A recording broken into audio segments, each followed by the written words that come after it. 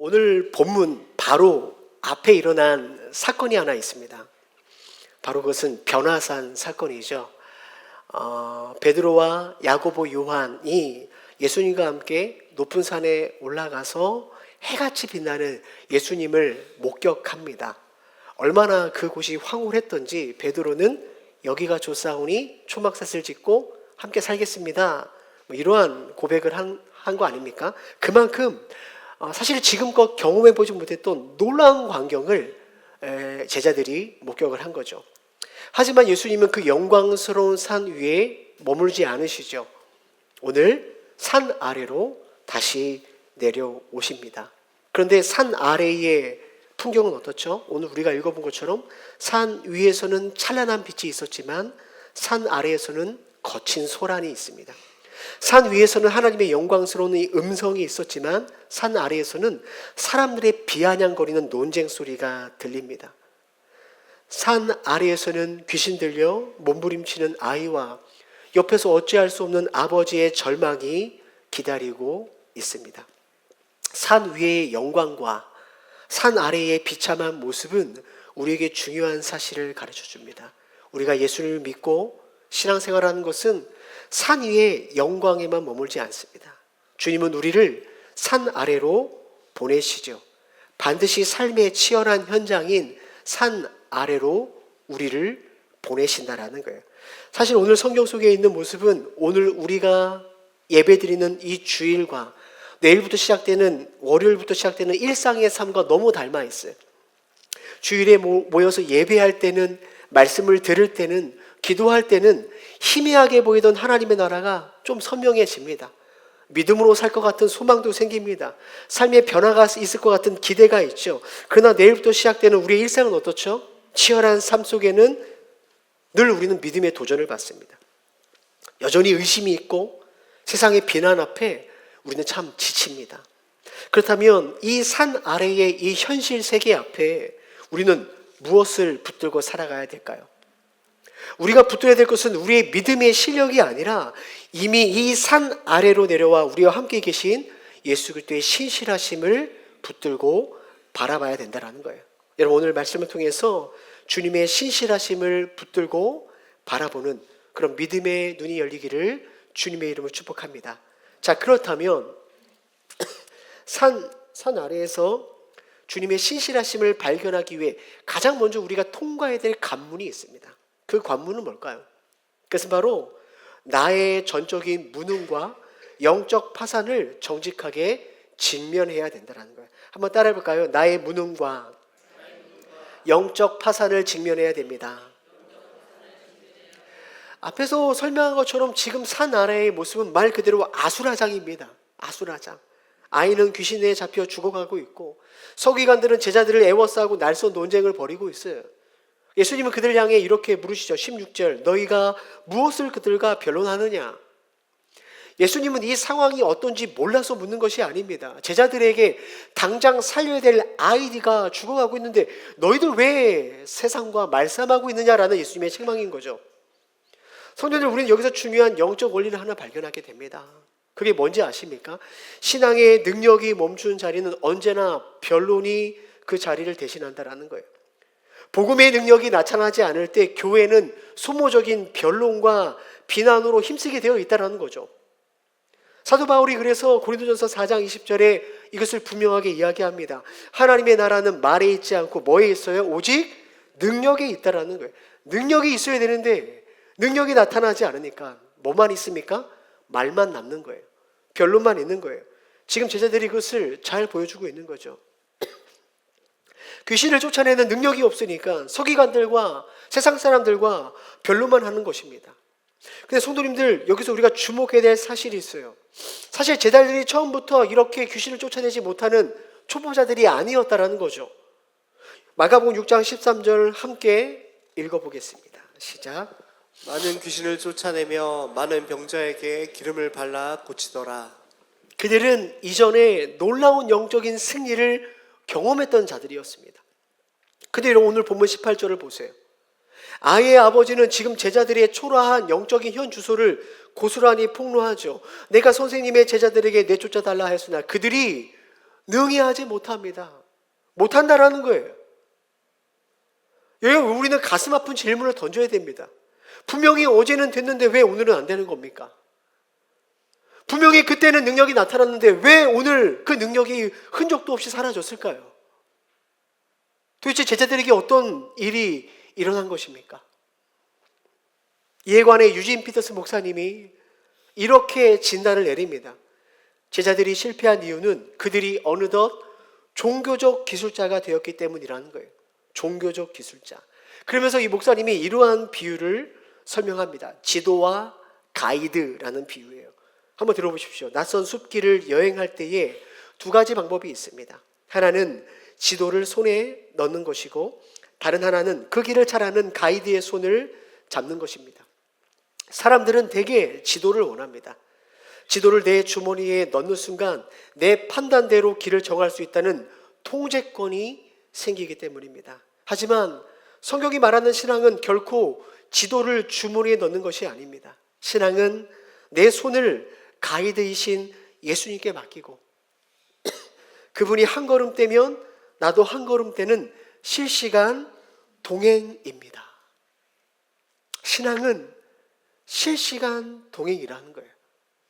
성도님들 그렇게 본다면 마가복음 6장의 제자들은 가이드 되시는 예수님의 손을 꼭 잡고 실시간 동행했던 거죠. 그러나 오늘 9장에 이른 그들은 어떻습니까? 어느덧 주님의 손을 놓아버린 거예요. 과거의 경험, 성공의 기억이라는 그 낡은 지도를 주머니 속에 찔러 넣은 채 자기들끼리 길을 잃어 숲에서 방황하고 있는 거죠. 오늘 우리의 신앙도 마찬가지입니다. 신앙은 과거의 경험을 지도 삼아 내 힘과 내 방법으로 오늘을 살아가는 것이 신앙이 아닙니다. 매 순간 정말로 살아계신 주님의 손을 붙잡고 걸어가는 실시간 동행이 그게 바로 신앙이죠. 사랑하는 성도님들, 과거의 은혜가 오늘 나의 순종을 대신해 주지 않습니다. 어제의 영적인 경험과 승리가 오늘 우리의 믿음을 보장해 주지 않는다라는 거예요. 우리에게 절대적으로 필요한 것은 주님의 음성을 따라 지금 여기에서 한 걸음을 떼는 그 실시간 동행이 필요한 거죠. 순종이 필요하다라는 거예요. 우리가 잘 알고 있는 찬송가 570장 이러한 가사가 있어요. 주는 나를 기르시는 목자요 나는 주님의 귀한 어린 양 저를 따라 꼴을 먹여주시니 내게 부족함 없도다. 성도 여러분, 목자가 인도한 대로 때로 따라가는 어린 양에게는 지도가 필요 없죠. 경험이 필요 없습니다. 오늘 주님의 음성만 있으면 됩니다. 그런데 문제는 뭡니까?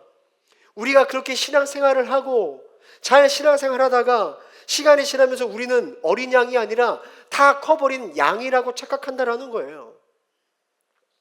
이 정도면 이제 내 힘으로 갈 수 있어. 이 정도 문제는 내 경험으로 해결할 수 있어. 더 이상 예수님을 목자로 삼지 않는 삶, 더 이상 주님의 음성을 목자의 음성으로 듣지 않는 순간부터 우리는 길을 잃어버릴 수밖에 없게 된다는 거예요. 오늘 얼마나 많은 사람들이 주님의 음성을 따라 걸어가지 않는지 모릅니다. 저도 말씀을 주면서 제 스스로 돌아봤어요. 나는 정말로 주님을 의지하는가? 아니면 내 경험을 따라 살아가고 있는가? 나는 교회를 섬길 때 주의 말씀을 따라 순종하는 이 일에 힘쓰는가? 아니면 내가 여지껏 걸어왔던 그 관성대로 경험대로 목회를 하고 있는가? 그러면서 저도 설교를 준비하면서 이렇게 기도할 수밖에 없었습니다. 주님, 저는 주님 없이 사역에만 사역하는 종교 기술자가 되지 않기를 원합니다. 주님 없이도 충분히 잘 해나가는 전문가가 되기보다는 주님 손을 놓칠까 봐 두려워 벌벌 떠는 그 손만 꼭 붙드는 그런 목회자가 되기를 원합니다. 왜냐하면 이렇게 기도하지 않으면 저도 제자들처럼 그렇게 주님 없이 종교적 기술자가 되기 때문에 그래요.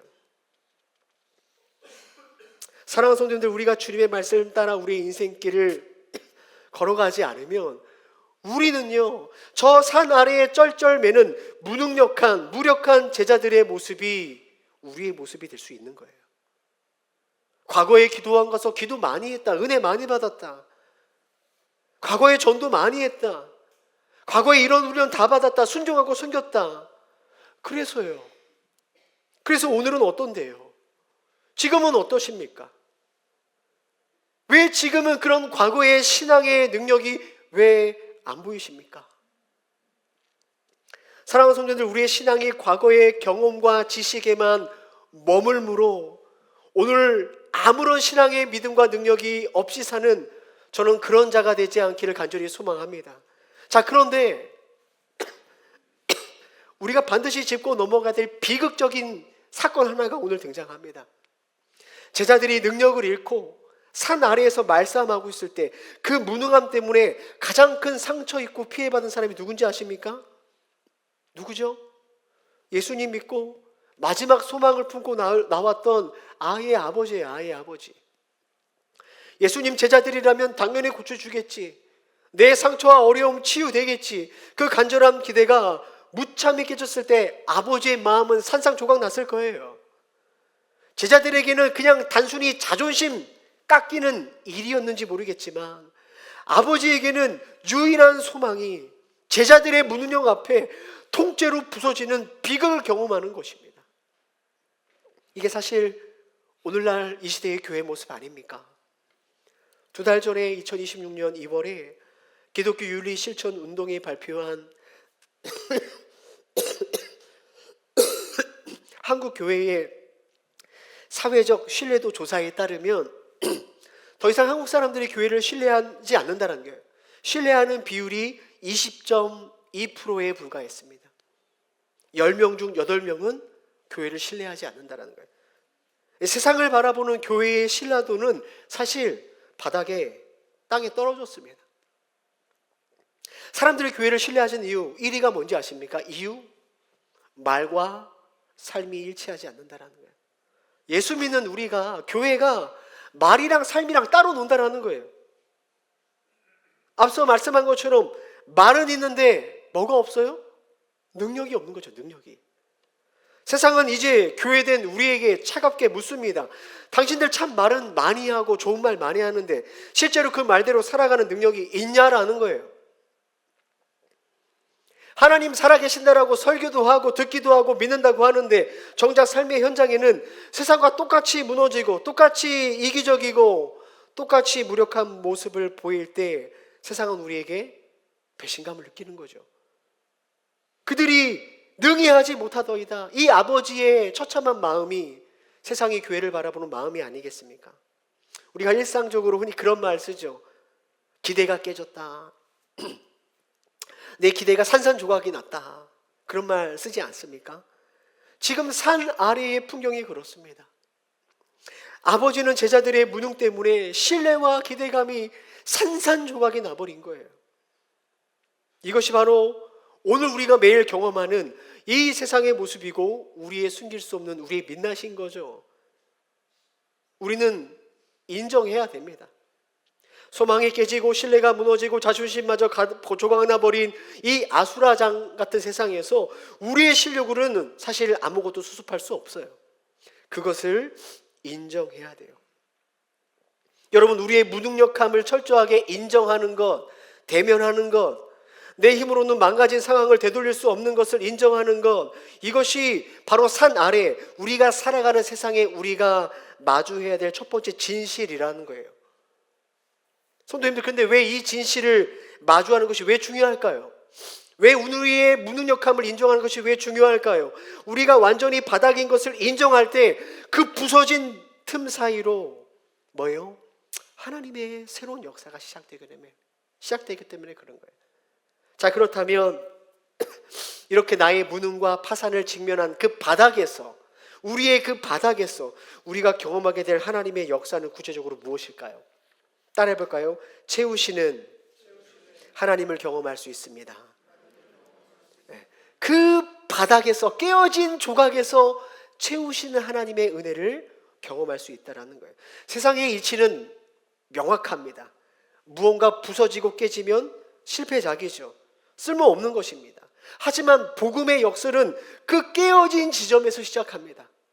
주님은 우리의 힘으로 도저히 수습할 수 없다고 손을 놓아버린 그 깨진 틈을 오히려 새로운 은혜로 채우시는 거예요.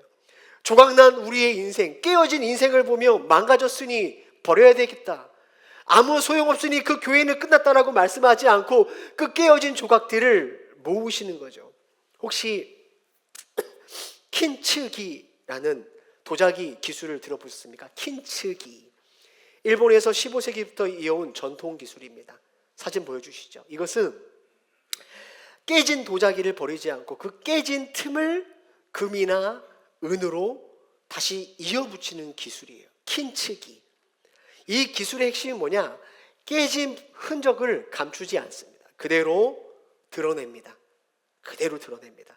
그렇게 수리된 도자기는요, 이전보다 훨씬 더 단단해질 뿐만 아니라 세상에 딱 하나뿐인 예술 작품으로 탄생된다라는 거예요. 제가 오늘 왜 이런 이야기를 할까요? 여러분, 예수님께서 조각나고 깨진 교회와 우리를 대하시는 방식이 이렇기 때문에 그래요. 주님은 우리의 실패를 지우시는 분이 아닙니다.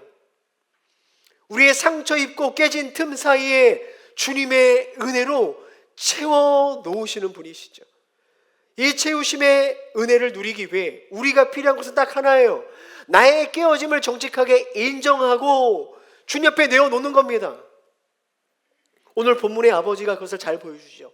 18절 말씀 함께 읽어보겠습니다. 시작. 내가 선생님의 제자들에게 내쫓아 달라 하였으나 그들이 능히 하지 못하더이다. 이 아버지는 제자들에게 깊이 실망했어요. 주님의 제자들이라면 당연히 고쳐주겠지. 그 마지막 기대가 산상조각 났습니다. 보통의 사람이라면 어떻게 하겠습니까? 발길을 돌렸을 거예요. 여기도 가짜구나. 소문만 무성하구나. 별거 없구나. 등을 돌리는 것입니다. 사실 오늘날 많은 사람들이 교회를 떠난 이유가 바로 여기 아니에요?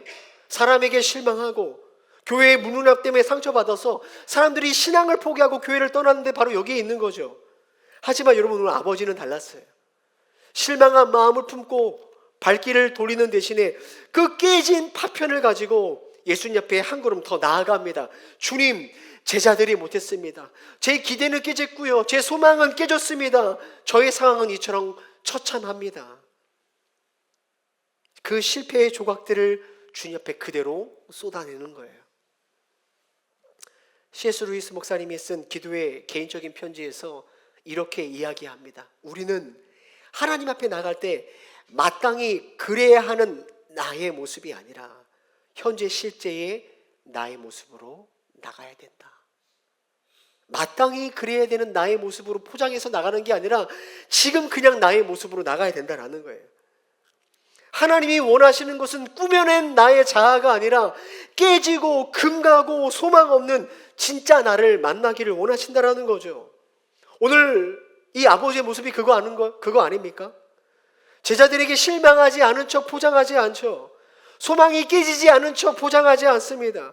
자신의 깨어진 것을 그대로 다 보여드리고 비로소 그때야 주님의 손길이 그의 인생에 닿게 되는 거예요.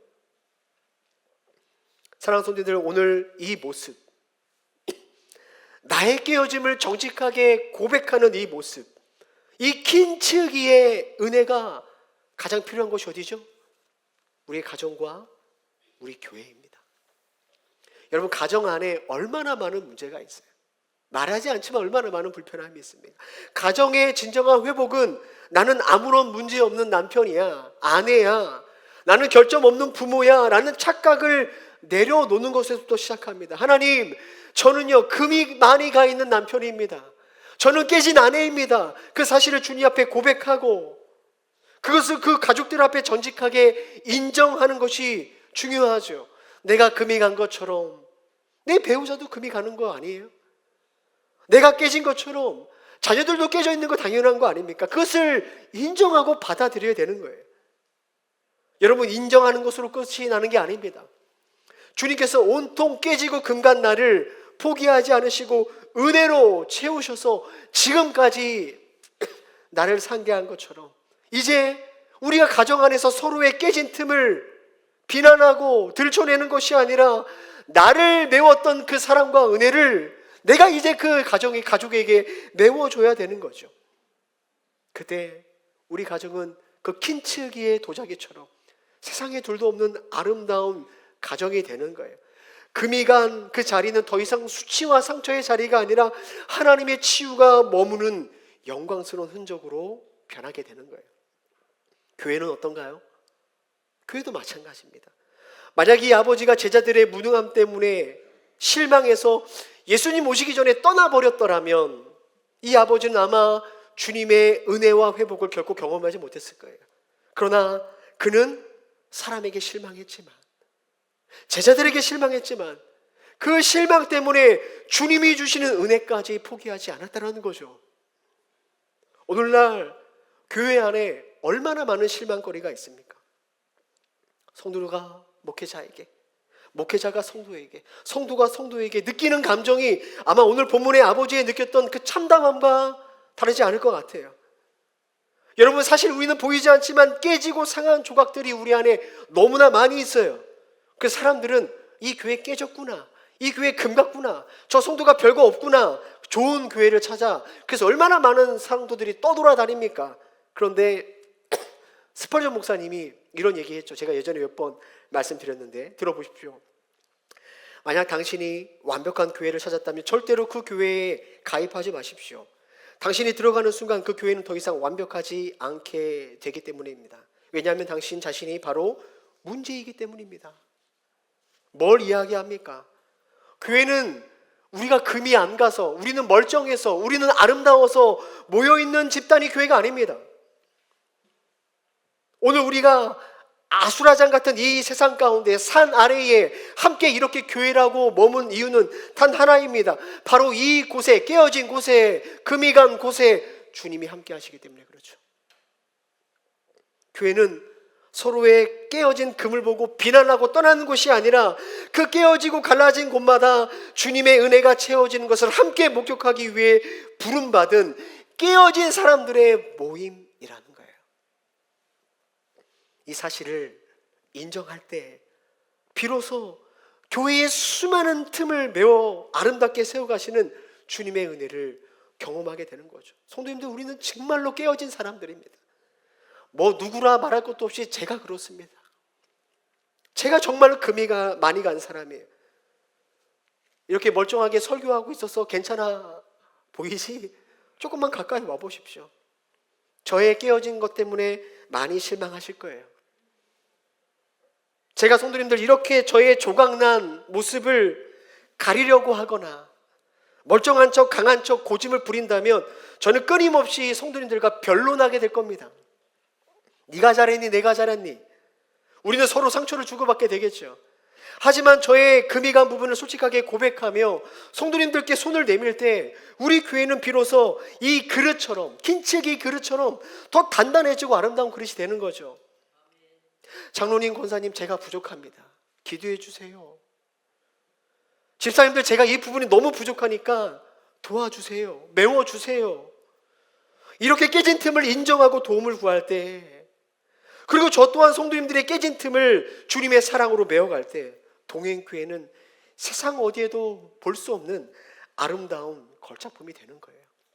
사실 제가 말씀을 준비하면서 지금까지 동행교회가 이렇게 세워질 수 있었던 이유는 바로 그러한 틈을 우리가 서로 잘 메웠기 때문이라고 저는 믿습니다.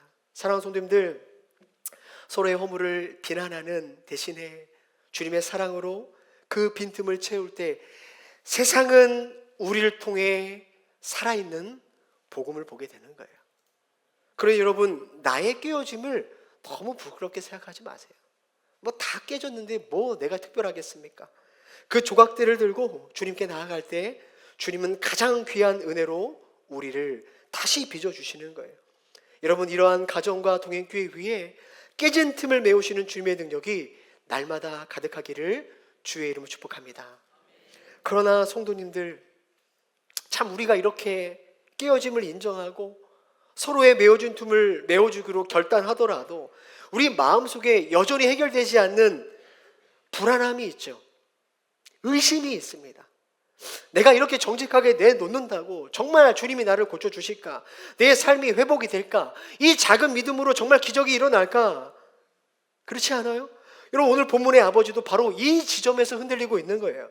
그래서 오늘 마지막으로 오늘 우리가 본문을 통해 깨닫게 되는 것은 뭐냐면 나의 겨우 남은 믿음이 아니라 주님의 신실하심이 은혜의 조건이 된다라는 거예요. 자, 예수님을 만났어요. 아버지는 여전히 떨리는 목소리로 주님께 이렇게 절규합니다. 22절 말씀이에요. 함께 읽어보겠습니다. 시작. 무엇을 하실 수 있거든 우리를 불쌍히 여기사 도와주옵소서. 성도님들, 예수님께서 무엇을 하실 수 있거든 이라고 말하는 이 장면을 한번 보십시오. 여기에 이 아버지는 예수님에 대한 완전한 믿음도, 그렇다고 완전하지 않는 불신도 아닌 그 깊은 불안감과 복잡함과 의심이 이 안에 섞여 있죠. 하실 수가 있거든. 사실 이것은 너무나 당연한 인간적인 반응이에요. 여러분, 아이가 어릴 때부터 불에 던져지고 물에 빠지고 귀신에 들렸는데 이 십수년간 아버지가 안 해본 게 있었겠어요? 그죠? 안 해본 게 있었겠습니까? 이것저것 다 해봤겠죠. 그러나 결론은 뭡니까? 매번 차가운 실패만 경험한 거예요. 이 반복된 실패 때문에 아버지의 마음이 딱딱하게 굳어 있습니다. 더 이상 기대하고 싶지 않은 거죠. 그런 거 아니에요? 사람이 너무나 오랫동안 고통을 겪으면 더 이상 실망하고 싶지 않아서 기대감 자체를 감추죠. 오늘 이 아버지의 모습이 바로 그런 거예요. 이 하실 수가 있거든 이라는 이 말은요, 주님에 대한 공격적인 불신이 아니라, 주님, 제가 너무 많이 실패를 해서, 너무 많이 사람들에게 실망해서 믿음조차 생기지 않습니다. 그러한 비참한 신음이에요, 신음. 근데 성도님들, 오늘 이 남자의 불안함, 이 의심이 딱 오늘 우리들의 모습 아닙니까? 여러분, 왜 우리가 주님께 우리의 삶을 온전히 맡기지 못할까요? 왜 우리가 다 순종하지 못하죠? 사실 우리도 오늘 아버지처럼 나름대로 노력도 하고 열심히 하고 기도도 해봤지만 매번 차가운 실패를 겪으면서 우리의 마음에 굳은 마음이 든 거예요. 굳은 살이 박힌 거예요. 그래서 우리는 예수님에게 하실 수 있거든 이라는 마음과 태도로 그렇게 신앙생활을 합니다. 기대하지 않아요. 그렇죠? 그러다 보니까 어떻습니까? 가정이 회복될 수 있습니다. 교회가 세워질 수 있습니다. 라는 설교를 들어도 여전히 우리 마음 가운데 어떤 마음이 들어요? 내 아내가 변하겠나? 그런다고 내 남편이 변하겠나? 아이들이 바뀌겠나? 우리는 포기합니다. 지레 포기하죠. 교회가 새로워지겠나? 저 성도가 바뀌겠나? 저 목사라고 다르겠나? 마음의 문을 닫는 거죠. 이게 바로 하실 수가 있거든 이라는 마음의 태도인 거예요. 여러분, 우리는 더 이상 상처받고 싶지 않아서 더 이상 서로에게 기대하지 않습니다. 그죠? 어쩌면 실망할 준비를 적당하게 하며 지내고 있는지도 모르죠. 그 뿌리 깊은 불안함이 지금 우리로 하여금 믿음을 가로막고 있는 거예요. 여러분, 이런 우리에게 주님이 어떻게 말씀하십니까? 23절 함께 읽어보겠습니다. 시작. 할 수 있거든이 무슨 말이냐? 믿는 자에게는 능히 하지 못할 일이 없느니라 하시니. 예수님께서 뭐라고 말씀하십니까? 아버지에게 과거의 실패와 가능성을 보는 게 아니라 뭐예요? 지금 네 곁에 있는 나를 바라보라는 거예요. 과거에 경험했던 실패가 아니라 지금 네 옆에 있는 나를 바라보라는 거죠. 이 도전 앞에 아버지가 어떻게 고백해요? 24절 함께 읽어볼까요? 시작. 곧 그 아이의 아버지가 소리를 질러 이르되 내가 믿나이다. 나의 믿음 없는 것을 도와주소서 하더라. 따라해볼까요? 내가 믿나이다. 나의 믿음 없는 것을 도와주소서. 성도님, 잘 보십시오. 예수님 만났다고 아버지의 의심이 갑자기 연기처럼 사라진 게 아니에요. 예수님 만났다고 그의 믿음이 굳건한 믿음으로 전환되지 않습니다. 보세요. 내가 믿나이다. 동시에 뭐라고 말합니까? 나의 믿음 없는 것을 도와주소서. 이 말의 뜻이 무엇입니까? 주님, 믿고 싶은데 여전히 제 마음에 의심이 있습니다. 믿고 싶은데 그 실패의 기억 때문에 믿어지지 않습니다라는 그 고백 아닙니까? 근데 놀라운 사실은 무엇입니까? 예수님은 그의 믿음이 완벽해질 때까지 기다리지 않으시죠. 조금도 의심이 없어야 내가 네 아들 고쳐주겠다 조건을 걸지 않으십니다. 주님 믿고 싶은데 믿음이 생기지 않아요. 저는 여전히 주님을 의심합니다. 그러나 저를 도와주십시오. 그 의심과 두려움이 섞여 있는 아버지의 고백이 끝나자마자 주님은 즉시 아들을 치유해 주신다는 거예요. 뭘 말합니까? 믿음은 내 안에 없는 대단한 확신을 짜내는 게 믿음이 아니에요. 의심하고 회의감이 들지만 그것을 감추는 게 믿음이 아닙니다. 믿음은 그냥 나 있는 모습, 내 모습을 그대로 주님 앞에 올려드리는 것, 정직한 자기 항복을 주님은 믿음이다라고 여겨주시죠. 사실 이러한 믿음 없는 모습은 산 아래에서 쩔쩔매고 있던 제자들의 모습이기도 하죠. 앞서도 말했지만 제자들은 주님이 주시는 능력을 받고 경험했지만 정작 오늘 마주한 현실 앞에 처참하게 실패했어요. 여러분, 주님은 그들의 그 무기력함을 이렇게 탄식하며 질책하십니다. 믿음이 없는 세대여, 내가 얼마나 너희와 함께 있으며 너희를 참아야 되겠느냐? 내가 얼만큼 너희랑 같이 있고 너희를 참아야 되겠느냐? 예수님은 그런 제자들에게 질책하시지만 예수님은 어떻게 하십니까? 결국 참아주시고 그들과 함께하고 계시잖아요. 성경이 지금 보여주고 있는 그림이 뭔지 아십니까? 산 아래에 모여있는 자들 중에서 어느 누구도 주님 앞에 내놓을 만한 온전한 믿음이 아무도 없었다라는 거예요. 아버지의 믿음도 실패했고 제자들의 믿음도 실패했어요. 그들의 영적인 실력은 모두 꽝입니다. 은혜 받을 조건에 맞지 않아요. 그 누구도 주님의 은혜를 받을 만한 자격과 수준이 없다라는 거예요. 그런데 주님은 그 실패의 자리를 떠나지 않고 외면하지 않으시죠. 오히려 그들에게 더 가까이 오십니다. 더 참아주십니다. 더 그들과 함께 하십니다. 이것이 오늘 성경이 말하고 있는 복음이라는 것입니다. 오늘 우리의 정직한 주소도 이들과 다르지 않죠. 우리 역시 세상 속에 예수님의 제자로 부름받아 살아가도록 파송받았지만 우리는 세상 속에서 너무 자주 넘어집니다. 우리는 세상을 변화시키기는커녕 내 가정도 하다못해 나 자신도 변화시킬 능력이 없죠. 그럼에도 불구하고 우리는 끊임없이 변론합니다. 방어 기제를 펼치는 거죠. 그럴 때가 얼마나 많이 있어요. 우리의 믿음 또한 오늘 본문의 아버지처럼 늘 의심과 회의가 뒤섞여 있습니다. 믿습니다 말하지만 믿지 않을 때가 훨씬 더 많죠. 하지만 복음의 기쁜 소식은 주님이 그런 우리를 끝까지 참아주신다는 거죠. 자격 없는 우리의 주님은 떠나지 않고 너희가 언제까지 함께 하겠느냐 하느라 주님은 오늘도 우리와 함께 하신다라는 거예요. 우리의 실력이 좋아서가 아니라 우리를 참아주시는 주님의 신실하심이 오늘 우리를 살게 하는 것입니다. 그것이 바로 복음입니다.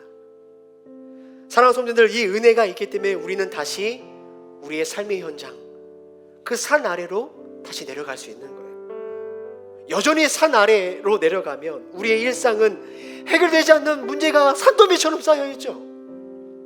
너무나 많은 문제가 쌓여 있습니다. 여전히 세상은 우리에게 변론할 겁니다. 너네 능력 없다라고 우리를 비난하는 현장이 기다리고 있어요. 우리의 믿음과 의심이 충돌하고 우리의 믿음 없음이 얼마나 많이 드러나는지 몰라요. 그래서 어쩌면 우리는 오늘 제자들처럼 또 무능력할 수 있습니다. 또 넘어지고 실패할지도 모릅니다. 하지만 결코 두려워하지 마십시오. 우리의 작은 믿음보다 우리를 끝까지 붙드시는 주님의 신실하심이 훨씬 크기 때문에 그렇습니다. 우리의 실패보다 주님의 은혜가 더 큽니다. 여러분, 이렇게 무능하고 의심 많은 우리를 하나님의 앞에 은혜로 세우기 위해 주님이 하신 일이 뭡니까? 그분이 우리를 대신해서 십자가에서 가장 깊은 절망과 가장 깊은 무능력함과 가장 깊은 깨어짐을 주님 직접 당하셨죠. 주님은 하나님 앞에 버려질까봐 의심한 게 아니라 진짜로 십자가에서 버려주셨습니다. 그 은혜로 우리는 여전히 반복되는 실패와 믿음 없음에도 절대로 우리를 버리지 않고 함께 하시는 하나님 앞에 나아갈 수 있게 된 거죠. 그게 복음입니다. 내가 완벽해서가 아니라 나를 결코 포기하지 않으시는 그분의 신실하심이 오늘도 깨어지고 망가진 우리의 삶을 붙드시고 인도하시는 거죠. 사랑하는 성도님들, 내일부터 시작되는 그 사나라의 그 치열한 삶의 현장을 응원합니다. 그 일상에서 주님이 여러분과 함께 하실 것입니다. 함께 찬양하고 기도하겠습니다.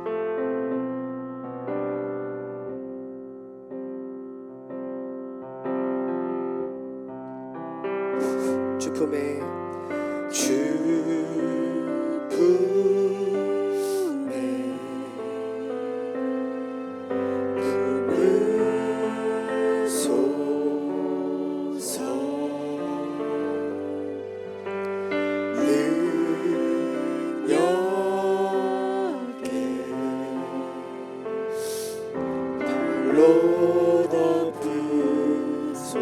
주님 안에 나 거하리.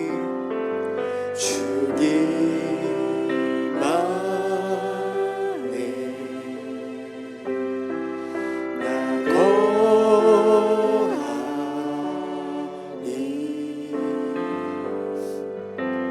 주님여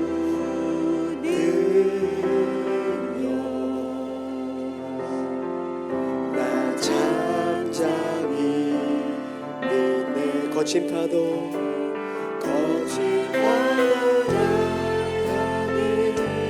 와도 주와 함께 날아오르리. 폭풍 가운데 나의 영혼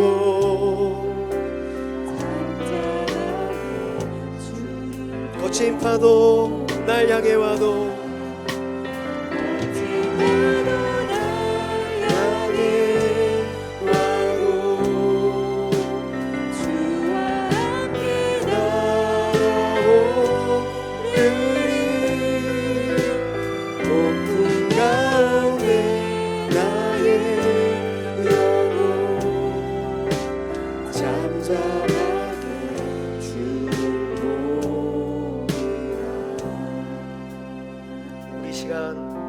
함께 기도하겠습니다. 성도님들, 참 우리 마음 깊은 곳에 자리 잡은 이 무능력함과 의심 때문에 아마 힘겨워하시는 분들 분명히 있으실 거예요. 가정에서 또 일터에서 또 교회 안에서 참 우리의 믿음이 아무런 힘을 발휘하지 못하는구나. 그래서 아마 지칠 때가 있을 겁니다. 더 이상 나아지지 않을 거야. 설교는 저렇게 들어도 더 이상 나아지지 않을 거야. 어쩌면 우리 안에 기대조차 포기한 채 실망할 준비를 늘 하고 계시는 분들도 있을 거예요. 여러분, 이러한 연약함과 우리의 영적인 파산을 이 시간 주님 앞에 정직하게 고백하고 이렇게 기도했으면 좋겠어요. 주님, 깨어지고 조각난 나의 삶을 주님의 은혜로 다시 빚어주시옵소서. 가정 안에서 배우자와 자녀 사이에 생긴 그 틈을 비난으로 해짓는 것이 아니라 주님의 사랑으로 메우는 일에 내가 사용되어지기를 소망합니다. 우리 교회 공동체가 서로의 결핍과 틈을 사랑으로 채워지는 복음의 현장이 되기를 원합니다. 우리 이 시간 말씀을 생각하며 주님 앞에 간절하게 기도하며 나가겠습니다. 함께 기도하겠습니다. 사랑의 주님,